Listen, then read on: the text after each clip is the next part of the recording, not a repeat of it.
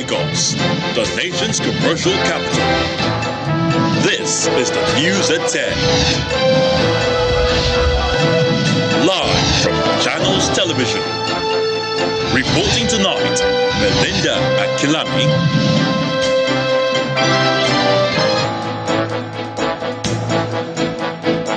Hello and welcome. Tonight, in his last Christmas message to Nigerians as the nation's leader, President Muhammadu Buhari urges Christians to focus on the significance of the season, says a reference to him as one Jibril of Sudan is not funny, as he receives praises at a special event to mark his 80th birthday in Abuja. It's joy amid difficulties for many citizens as they lament lack of patronage as well as high prices of commodities ahead of tomorrow's Christmas celebration. Governor Nyesom Wike clears the air on the ceiling of the PDP presidential campaign office in Rivers State, says he has the capacity to influence large number of votes for his preferred presidential candidate. And fuel tanker explosion kills at least 9 people, leaving many others injured in Johannesburg, South Africa. And on business news, Nigeria's forex reserves record a slight uptick after 15 consecutive weeks of decline.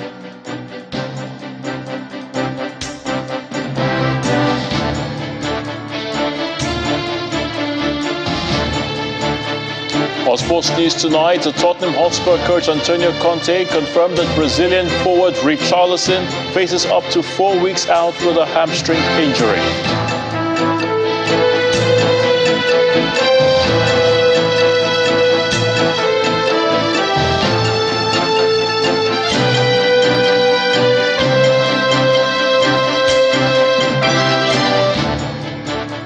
It's hours to Christmas, a day to commemorate the birth of Jesus Christ. And the president is already rejoicing with Christians on the occasion of this year's celebration. In his message to Nigerians, President Muhammadu Buhari says the period is a time when many look forward to travel, share gifts, spend quality time with family and friends, attend special carols and events, and generally relive the good moments of the year. The president explains in a statement that this year's celebration is unique for him and his family, being his last as president, as he looks forward to handing over power to the next administration 22 weeks from now. He's asking Nigerians not to lose sight of the symbiotic relationship between Christmas and hope, Jesus Christ and humility, Christianity and grace, and make this event a special one by renewing the pledge and common resolve to work for the unity and prosperity of the nation. According to him, this joyous season coincides with a period of campaigns to usher in a new administration. I urge you to be circumspect and vote for those that will maintain the momentum we have created for the greater good of the country. President Buhari promised that until his last day in office, he will continue to work for the peace, unity, stability, and progress of the nation. And in that festive spirit, friends, relatives, and political associates have been pouring praises on the president at a special birthday event at the State House, Abuja, a few days after he clocked 80. The symbolic event is attended by family, top government functionaries, party members, service chiefs, royal fathers, as well as members of the federal cabinet.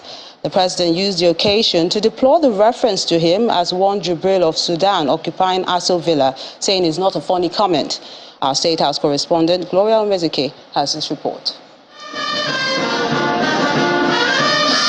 It's a birthday celebration held in honor of the President, Muhammadu Buhari, just 5 months to the end of his second term in office.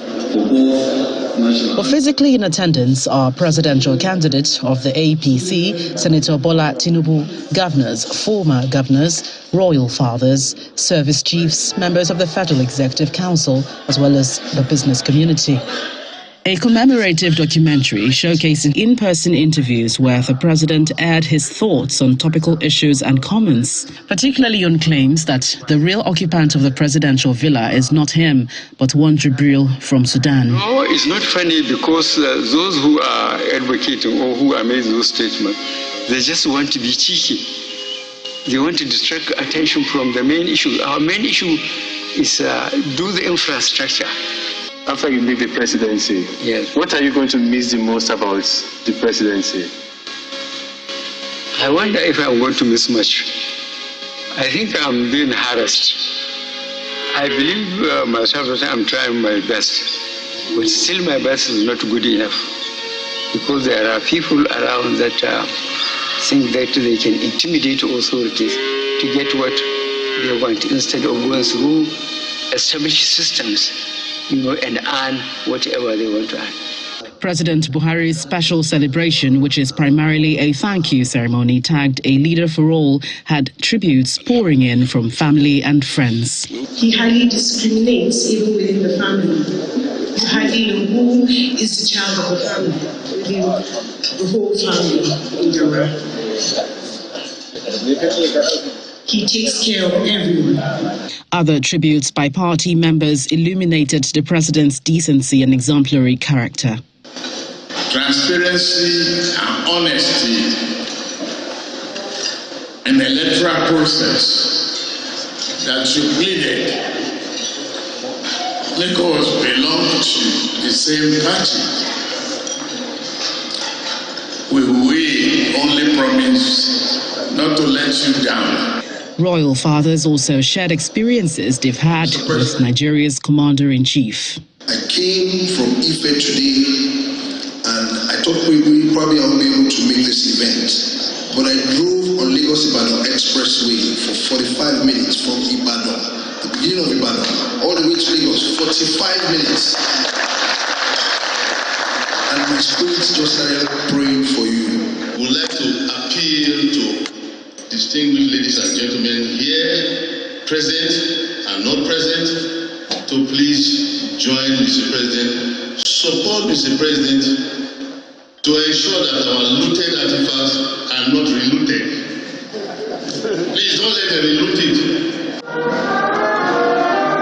Members of the Federal Executive Council then presented to the president a birthday card, after which the president cut his cake, designed in Nigeria's colors. 2, 3.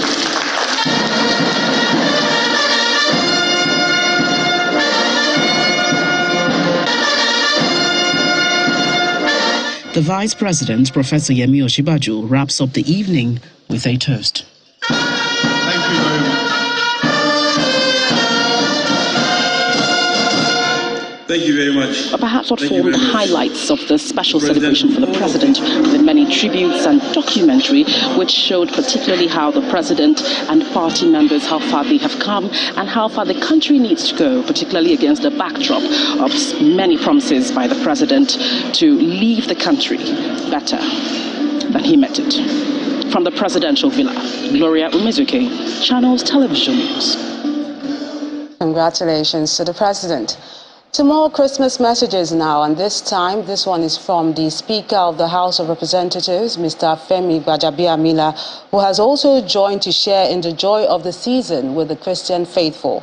In a statement, the Speaker asked Christians and other Nigerians to use the period to pray for peaceful and successful general elections next year. He says, as the country prepares for the polls, it's imperative for Nigerians to shun any form of violence and acts that could undermine the peaceful conduct of the elections. He's also urging Nigerians to cooperate with all the relevant government agencies and officials before, during, and after the polls to ensure the nation moves to greater heights. In another message, the Christian Association of Nigeria is asking Nigerians not to lose hope for the country amid what it describes as a precarious situation. In a statement, the CAN president, Archbishop Daniel Oko, says Nigeria is suffering from insecurity, a harsh economy, multidimensional poverty, and other difficulties. Despite these challenges, the CAN leader is encouraging religious and political leaders to use this Christmas season to reinforce the hope of the masses in a better, more peaceful and secure country in the new year. He says, let the Yuletide season be a period of strengthening ourselves and others, reminding one another that there is no difficult situation that the presence of Jesus cannot address, giving hope to the hopeless, comforting the oppressed, and being the voice of the voiceless. According to him, the prophecies of the birth of Jesus Christ gives assurance of his enduring presence and hope of restoring the dignity of Nigeria. Meanwhile, food prices and other commodities in the Federal Capital Territory, Abuja, have increased by over 65% as residents engage in last-minute Christmas shopping.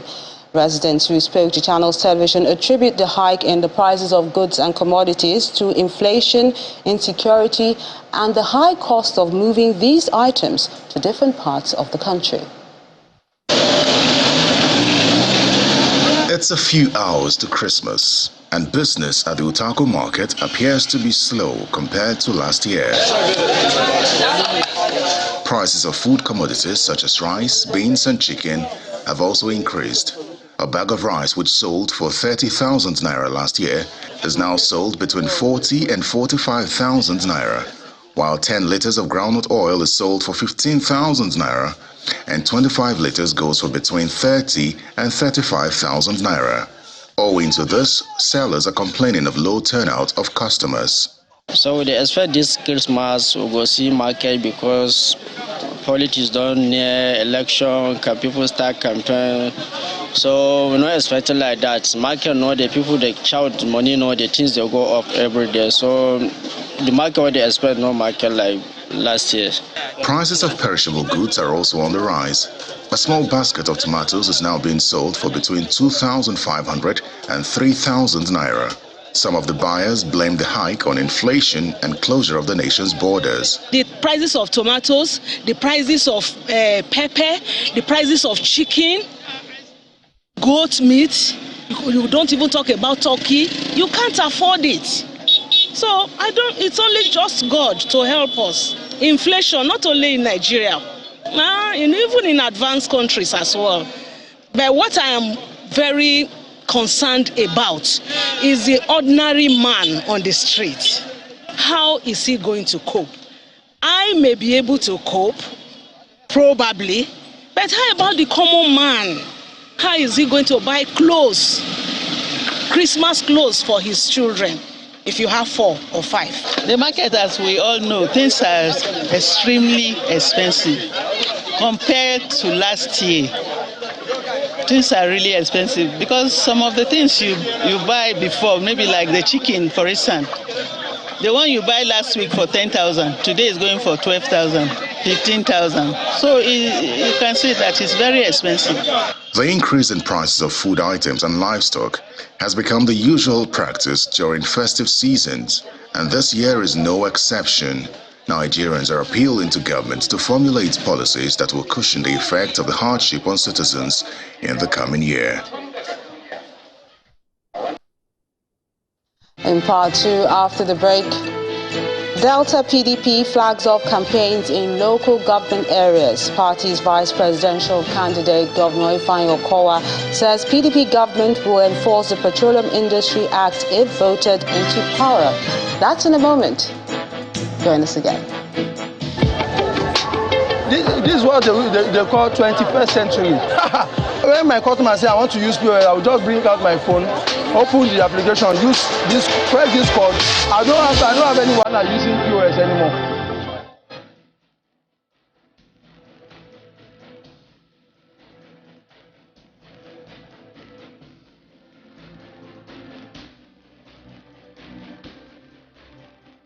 Welcome back. If you just joined us, you're watching the news at 10 live on Channels Television. A reminder of our top stories.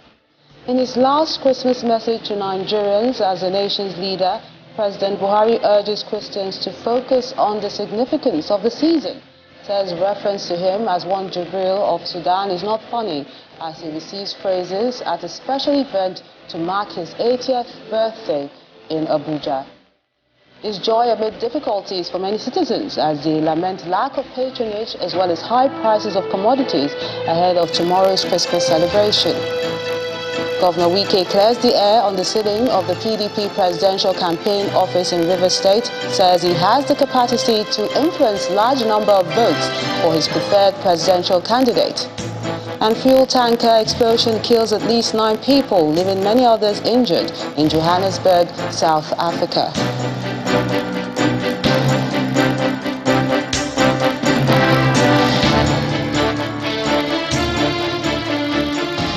As against the usual hustle and bustle at motor parks during the Yuletide, less activities are ongoing at some parks monitored in some states in the south.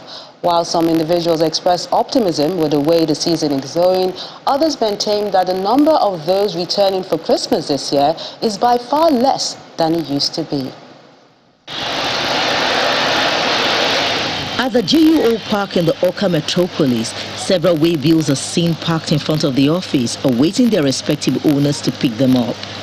Most of the owners are those coming from outside the states. The safety and security of lives is one issue on the mind of those returning to the eastern part of the country to spend time with family and friends. Nobody is back yet. Some people are afraid of kidnappers, of unknown gunmen, in fact, a whole lot of things. So it's like it's no longer the normal Christmas as it used to be. At other parks along the expressway in the Oka metropolis, activities are not in top gear as the excuse of traffic jam on some highways is given as more vehicles are expected to come in with passengers late in the day.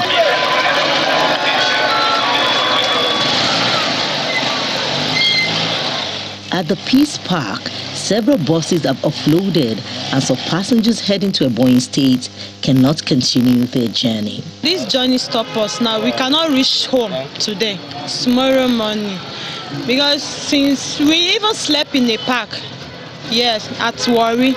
The manager of the company says another vehicle will pick them up. If our vehicle break down in anywhere, so the nearest depot will transload that vehicle. They will not continue with that bus that developed fault in case, because you can't trust it.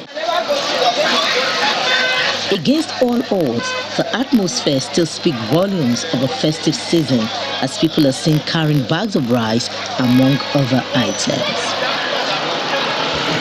From Anambra to neighboring Enugu, where transport company owners are lamenting the low turnout of passengers this Christmas, describing it as a rude shock to their business. A transport company official says filling their buses is now an Achillean task. Very, very low turnout. People are not moving the way we are, so we are in a very big mess. The fuel has hands everything we are doing down. From the southeast to Ekiti State in the southwest of Nigeria, where most travelers are students who find the fare friendly against the expectation of exorbitant hike around the festive season. Owing to the security situation in the country, park officials say it's a no-no for late-night trips. We're not used to travel in the night. We are traveling in the day. It appears that traveling by road during the Yuletide season no longer appeals to some Nigerians, as many are not willing to take the risk because of insecurity, but also the bad state of some roads in the country. We'll return to stories on Christmas later, but for now, let's turn attention to politics. In Delta State, where Governor Ifeanyi Okowa is vowing that the party's presidential candidate, Atiku Abubakar, will ensure that the Petroleum Industry Act is enforced, including provision of host community funds. The PDP vice presidential candidate says a vote for the ruling All Progressives Congress APC is a gateway to more poverty, hunger and insecurity. The governor was speaking during the flag-off of the Delta State governorship campaign in Patani, Ozoro, and Uye. It's 3 days full of political activity for the People's Democratic Party in Delta State as Governor Ifeanyi Okowa leads party faithful, including his predecessor, former Governor Emmanuel Oduaha, to flag off his campaign in different local government areas.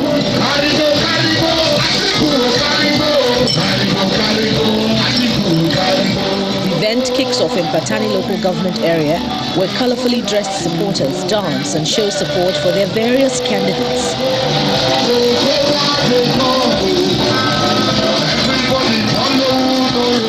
Governor Okowa thanks the people of Patani for their support so far and appeals to them to join in the recovery of the Nigeria movement by voting out the ruling APC come 2023. The event also features goodwill messages from party leaders, including its governorship candidate, Right Honorable Sheriff Warri. If I you don't do many things for us. You don't empower our youth. You don't empower our guests. You don't empower our leaders. You don't do road school everywhere. You don't do school. Have you done so?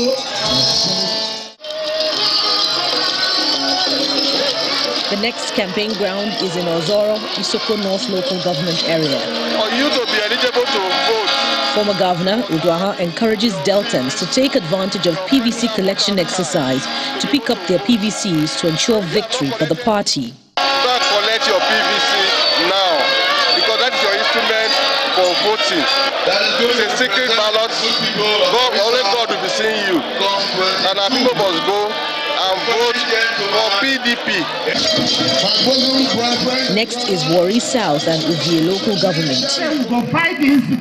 Governor Kowa, while reeling out some of the plans of the Atiku Kowa team, announces the awards of contracts to the tune of 2.9 billion naira for the renovation of Warri Township Stadium.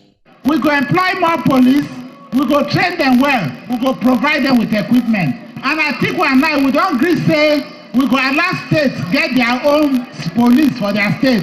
So not be only federal government, state go get their own police. And we not say they don't pass the Petroleum Industry Act. That one talk say host communities go to get plenty money when they go to come for them. But this government never implement them. But Atiku and I, we don't agree say we go implement them immediately we come into office. The high point of the rally is the presentation of flags to the various candidates of the party.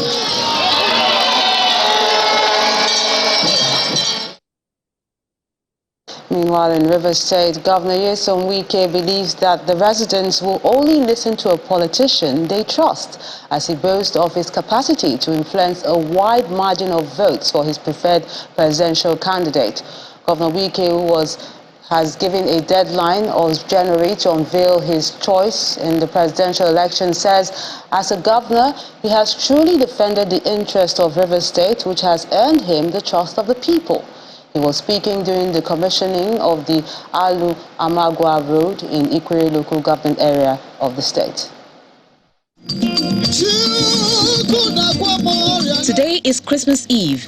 Despite that, the Rivers State government has continued to push its agenda on urban renewal and rural regeneration, which has seen tens of road projects being commissioned back-to-back in the past 6 weeks. The crowd here in Omagwa, the host community of the Port Harcourt International Airport, is to witness the inauguration of this 9.8-kilometer road that connects Alu, a community that partly hosts the University of Port Harcourt. This is Omagwa community and Alu community. Today, as our leader and our father, you have chosen to give us the highest Christmas gift, so significant, so important in our life. Why other people who even came here and collected our land and built farms, their personal investment, while they were governor of this state, refused to do the same road where the investments that they are making money from is. This contract has been completed to scope, and this place before now was impassable. The road was terrible. There were areas that were newly constructed, areas that we had vegetation before now.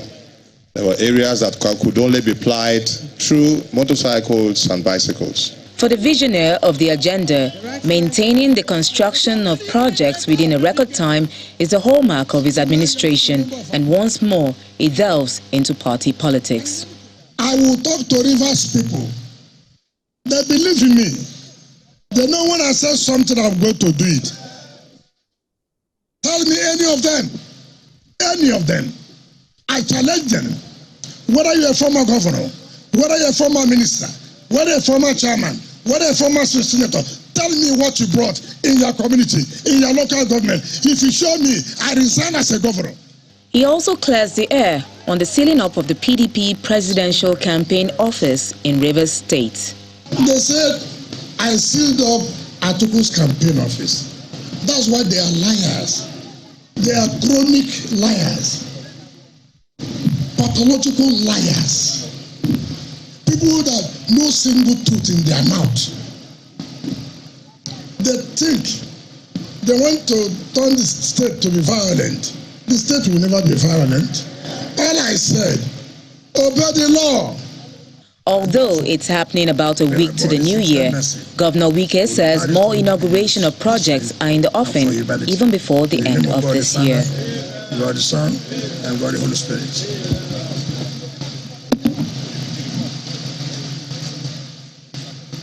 To other stories now. In order to reduce the country's rising number of out-of-school children, the government may consider increasing education funding to between 15 to 20%. Analysts say this will be the #1 indicator of the political will to changing the narrative. In this next report, our correspondent, Timothy Crown Adewigwe, explores some of the factors responsible for the growing number, plus efforts to address it, especially in the north. Nigeria is estimated to have a population of over 220 million people. Of that number, more than 107 million are children below the age of 18, representing about 49% of the total population. Data from the Universal Basic Education Commission gives the number of Nigerian children out of school as 18 million, 2 million shy of the 20 million figure given by UNESCO. Across the country, it is common to see children roaming the street at the same time their mates are in school. Sometimes when matters of out-of-school children come to the fore, tendency is for attention to go to the north. But these may not be entirely right, considering that every state contributes to a lump sum. Kano in the northwest sits on top of the table with over 1 million out-of-school children, followed by Katsina, also in the northwest. Then comes Akwa Ibom State in the south. Lagos State in the southwest comes fourth with over 850,000 out-of-school children. Nigeria is projected to have the population of at least 400 million people by the year 2050, making it the world's third most populous country after India and China. If the figure of out-of-school children continues to grow at the current rate, Nigeria may be having at least 40 million children out of school, which is more than the sum of the population of Portugal, Sweden, Switzerland, Qatar, and the United Arab Emirates. It is a source of concern to many. We already see the realities across various parts of the country today. From the north, with the insurgency to the south and the west, we see all kinds of little groups of young people. We see issues of kidnapping and robbery, and that's because lots of young people are idle. Poverty and not insecurity tops the list of the factors that fuel this challenge, which some have described as a ticking time bomb. Poverty is a root cause of many problems in the country, in particular education. Early in 2022, the governor of Lagos State, Babajide Sanwo-Olu, accosted 2 children running errand at a time they should be in school. How old are you? 12. How old are you? 9. The majority system of education is another factor some have described as responsible for the high rate of the out-of-school children in the north.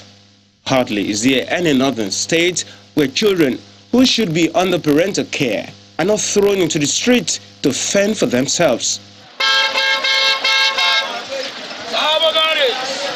The only thing for us is to make efforts and then put heads together so that we can salvage this situation as quickly as possible. The federal government has owned up to failing to stem the tide of Nigeria's growing rate in out-of-school children. I came into office with the resolve to remove out-of-school children, and I failed. In the face of this admittance of failure, what should be the way forward? If you want to solve the problems in Nigerian education, both federal government and state government need to dramatically increase their investment in education. Kaduna State in the northwest seems to now toward that path with the Agile Project for Godchild, a partnership program with the World Bank, and that in addition to other programs meant to take children out of the streets and back to school. Which seeks to provide a conditional cash transfer to adolescent girls in transitional classes of JS1 and SS1. We want our girls, adolescent girls, to be enrolled in JS1 and to be retained. So also is Gombe in the northeast. It is introducing the Gonisani Sangaya School, which is expected to cater to the educational needs of Amajiri children. Gombe State Government, under my leadership, aligned with the Federal Ministry of Education through the Universal Basic Education Commission, with the support of the World Bank, to fund this project, which is Basic Education and Service Delivery for All. The Northeast Development Commission has also given assurances of its commitment to tackling the challenge. For out-of-school children, we have scholarships in place. There is a Safe School Initiative program where we've taken children from the Northeast that were out of school and taken them to unity schools in safer parts of the country. Available data shows that the number of out-of-school children has grown from 10.5 million in 2010 to 13.2 million in 2015. The figure stood at 18.5 million in 2018. And at the moment, UNESCO says there are over 20 million Nigerian children not in school. In a matter of months, another administration will be taking over the reign of affairs of Nigeria. If this trend, which clearly does not hold any good for the country, should be stopped, effort must be intentional, strategic, and sustained. Timothy Crown, Aderibibe, Channels Television News. Now to some company news. An expectant father, Mr. Abiodun Lawal, is the latest to be awarded a 3-bedroom apartment in Foreland Court Estate 2 in the Awoyaya area of Lagos as part of Globalcom's ongoing Festival of Joy promotion. Mr. Lawal, who was presented the keys to his new home during a ceremony held within the estate, says he's lost for words as this gift is a pleasant surprise. It's still the season of giving and spreading joy. And Globalcom, through its Festival of Joy promotion, is not relenting in its efforts to reward loyal subscribers this Yuletide. This is the 6th house presentation, and this time, the winner is drawn live. 1. So you can see the number rolling one by one. Mr. Olayinka, how are you, sir? Please, you are not just a winner, you are the winner of a brand new 3-bedroom apartment bungalow here in Lagos. In less than an hour, Abiodun Lawal arrives at the venue. A brief screening is carried out and then the ceremony begins. We congratulate the lucky winner today and enjoin everyone to spread the word that in Globalcom, we keep our promises to our customers. The executive chairman of Ibejuleki local government applauds Globalcom for impacting lives. I wasn't too surprised about Globalcom because of some of the things they've pioneered, in the telecoms industry. And what you are doing right now is quite unprecedented. You're not just offering services to your subscribers, you're also impacting lives.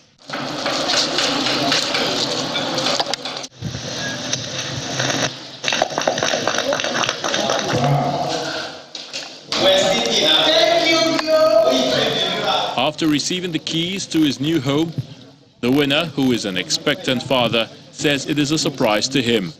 I feel very happy. I was not expecting this. I even not thought of this year. I was planning for this next year because I already planned on doing my own. But this is a surprise. With this now, I will have a confidence of doing that one to my taste. I will not do it in rush. Glo, thank you. Glo, thank you. This is the 2nd house presentation in Lagos State, and more winners across the country will be unveiled and awarded prizes for being loyal to Globalcom this Yuletide.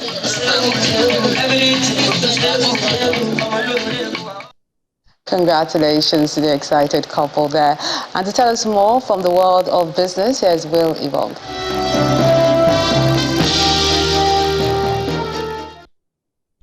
Thanks, Melinda. A bit of good news. Nigeria's forex reserves have made a U-turn, recording its first increase after 15 consecutive weeks of sustained downtrend. According to latest data from the central bank's website, the FX reserves rose by 13.47 million to $36.95 billion as of December the 22nd. Some analysts believe the FX liquidity issues will remain over the short to medium term. Meanwhile, the central bank says it expects to boost forex earnings through non-oil exports. Also, forex market trading activity at the FMDQ exchange was mostly positive this week, as the total turnover of transactions carried out at the FX spot, forwards and futures markets rose by 7.34% week-on-week to over $1.15 billion. However, total value of transactions at the FX spot market, which is the I&E window, fell by 13.07% to $735.71 million, while transactions at the FX derivatives market advanced by about 83% to more than $417 million. Meanwhile, the Naira's value fell further, recording triple-digit losses of 1.16% to 452 Naira 76 kobo against the dollar at the NAFEX window when compared to last week's close of 447 Naira 58 kobo.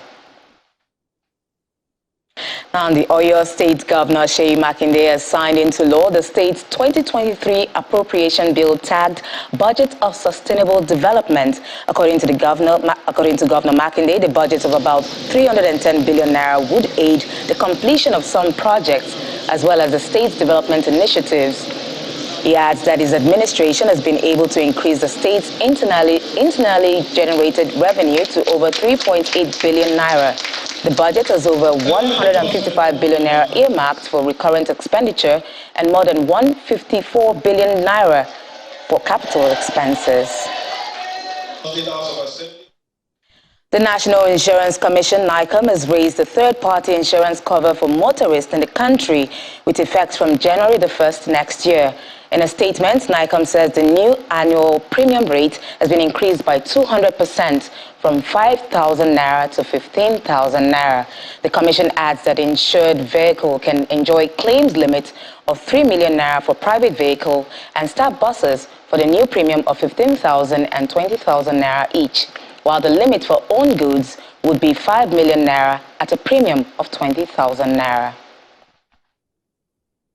Now, this week, the bulls dominated the equities market as the benchmark index recorded gains in all trading sessions. The all-share index advanced by 0.79% week-on-week to close at 49,706 points. Bargain hunting in GT Coal, Stanbic, FBN Holdings, Boa Foods and Girigu spurred the positive performance. Activity levels were largely positive as trading volume and value increased by 9.4% and 40% week-on-week. Sectoral performance was positive following gains in all key sectors we track. Now, Thomas Wyatt topped the gainers chart for the week while UPDC PLC led the decliners. The trio of UPDC Real Estate Investment Trust, FBN Holdings and GT Co contributed 51.13% and 18.69% to the total volume and value traded in the week. It's a different picture at the NASD unlisted securities market as the index closed the penultimate trading week in December negative. The NASD securities index fell by 0.61%. The exchange lost 5.68 billion naira in value. However, volume and value rose sharply.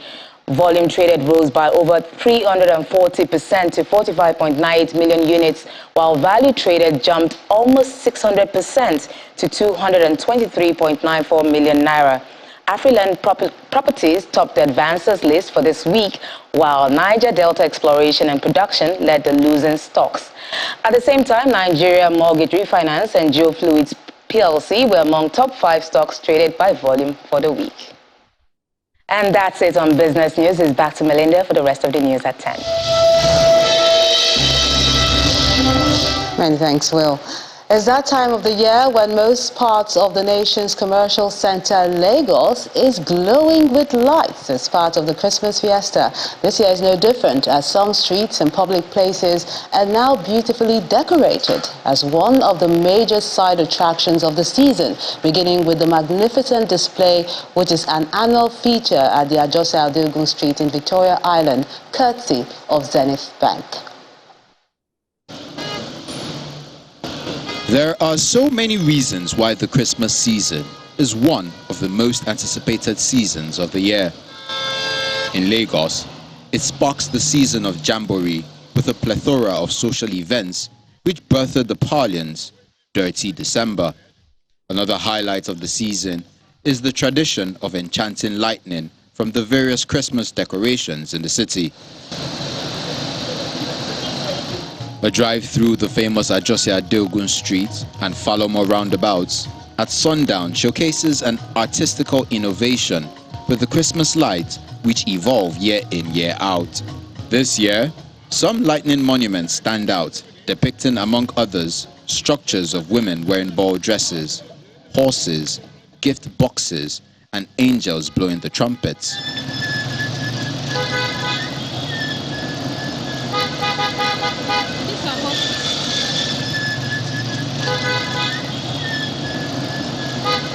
On Ozumbambadiwe, you can bask in a spectacle on the walls of the Civic Center light-up.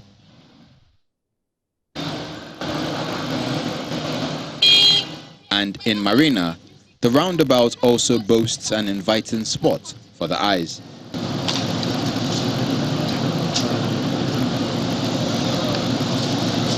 Citizens take out time to pose at some spots before moving on with their businesses.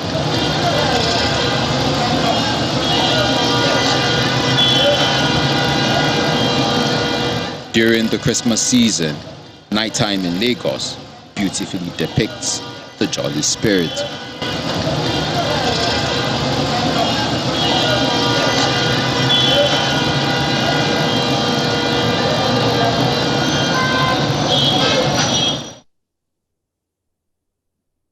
To some, this period is also called the silly season, when accidents that should not do happen, especially around water bodies. Let's go outside the country in South Africa, where a study by the National Sea Rescue Institute shows that between 2016 to 2021, children below the age of 4 recorded the highest number of drowning, followed by men with 81%. In our next report, our South Africa Bureau Chief Betty Dibia looks at the issue of drowning and what to do to prevent them. Each year, especially around the festive season, people visit beaches and attend pool parties. Often cases of near drownings and drownings are reported. Dr. Cleve Robertson from the National Sea Rescue Institute, NSRI, in South Africa, says it's important to understand the language of water. People and adults often don't appreciate the depth of water. And as soon as they're out of their depth, they sink and they drown. People, when they go to the beach, need to be aware that these things exist and need to know how to identify them. So it's normally calm blue water in between the waves, and it looks calm, but in fact there's a current heading out to sea at a huge speed. So that calmish blue water that goes out between the waves, that's not a safe place to swim. So people need to be aware of that. A study by the NSRI identified 2 groups, namely children below the age of 4 and young males, as the most vulnerable to drowning. In cases of children drowning, guardians or parents are usually distracted by gadgets, among others. In a 5-second selfie or game break, a lot can happen. Dr. Palesa Munyaki, a pediatrician, paints a picture of how the situation is currently in pediatric wards. This is our peak season. Unfortunately, this is when we see a rise in the incidence and prevalence of drowning. It is vital to teach parents about child safety in the home, but particularly water safety in the season, because that's when we see the most amount of drownings. Another vulnerable group are young male adults. And that's related to testosterone in a way. We know that adult males take more risks, and in another sense, they probably drink more alcohol. And we know that alcohol and water don't mix in a water-related environment. There's far greater risk of drowning. If you've had a drink or several drinks, you're unable to think about what you're doing, and physically you're unable to save yourself, if you do fall into water and are not able to swim to survive. Beaches and swimming pools are not the only spaces where drownings can occur. Both doctors share ways to prevent these incidents from happening and what to do when faced with such a situation. The two most important measures that I would really recommend are number one, for the adults themselves to learn how to swim. This includes their nannies and gardeners, by the way, in the home. And then also number two is CPR, learning how to do CPR. Your brain cannot do without oxygen for a long time. So you want to deliver oxygen to the lungs, and those are called rescue breaths. You'll often see people performing mouth to mouth. So those are rescue breaths. And then chest compressions, because these children, unfortunately, the longer they are immersed underwater, unfortunately, they go into cardiac arrest. So you really want to get the heart going. It's important that you have a fence around the swimming pool, obviously with a locked gate. That gate must be closed and locked if the swimming pool is not in use. And then also make sure that you've got a swimming pool cover. Often people do not know how or what to do when a person is drowning or when a person has been rescued. Many carers or adults around do not know how to swim or what to do. Dr. Robertson says sometimes even emergency service members do not know either. Yes, surprisingly, and you would think that they would do it naturally. That kind of took them a bit by surprise, but eventually they bought into it, and every one of our ambulance personnel had to learn to swim. And I think adults need to take that responsibility, because you're right, if your child falls into the pool, what are you going to do? Parents have been encouraged to learn how to swim, and for children as young as 6 months to learn basic swimming or floating skills. The main message is, if you can't swim, don't. If you can, don't swim drunk. And for those around children, always be watchful. From Johannesburg, South Africa, Betty Dibia, Channels Television News. Now let's find out what's happening in the world of sports with Ayotunde Balogun. Yes, indeed. Thank you so much, Melinda. Welcome to Sports News. The 2022 FIFA World Cup, hosted by Qatar, the first ever to be held in the Middle East, has come and gone, with the Albiceleste of Argentina emerging champions after 36 years. But then, the memories will linger on for some time. Well, Africa's best ever outing at the World Cup was spearheaded by indigenous coaches, and Morocco became the continent's first team to reach the semi-final stage. Well, this report outlines the lessons learned from and the way forward for Nigeria's Super Eagles in future World Cups. After many days of a carnival-like atmosphere in Qatar, the 2022 World Cup has come to an end.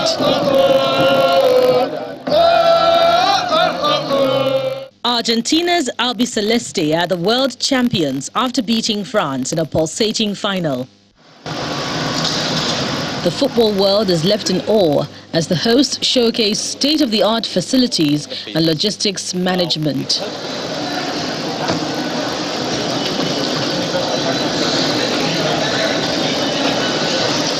The tiny Gulf country is the first from the Middle East region to host the World Cup and did not disappoint. Everything has been easy. It's a spectacle beyond our comprehension.